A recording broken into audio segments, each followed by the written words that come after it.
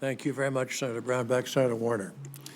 Thank you, Mr. Chairman, and welcome back. I want to follow up to Senator Brownback's comments. One, echoing my other colleagues' concerns about the real human effects these decisions have had upon your dealer networks and their employees and families across the country. But also recognizing, as Senator Brownback did, the economic reality. I think in the last couple of years, national auto sales hit about 17 million units. They're down to about 10 million. The economic reality means you've got to shrink.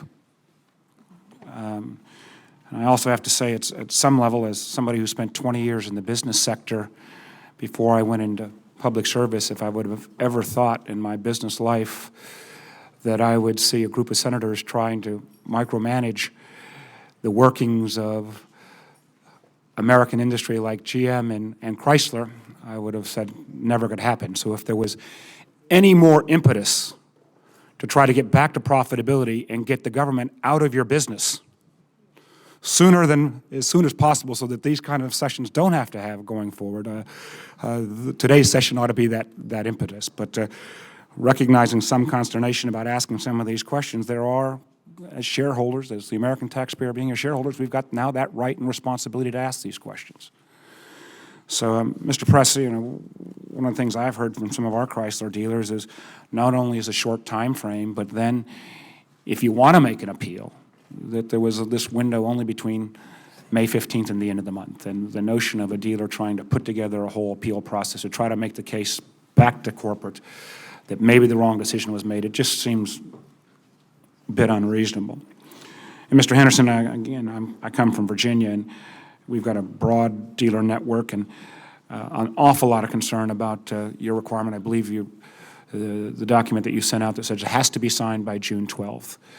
And my question is not so much to perhaps not only second-guess the reason why you've got to shrink, but my understanding of this document requires basically in Virginia we've got a right to, if a dealer's got a problem with the manufacturer, you can go to the dealer board and try to have some kind of adjudication rights.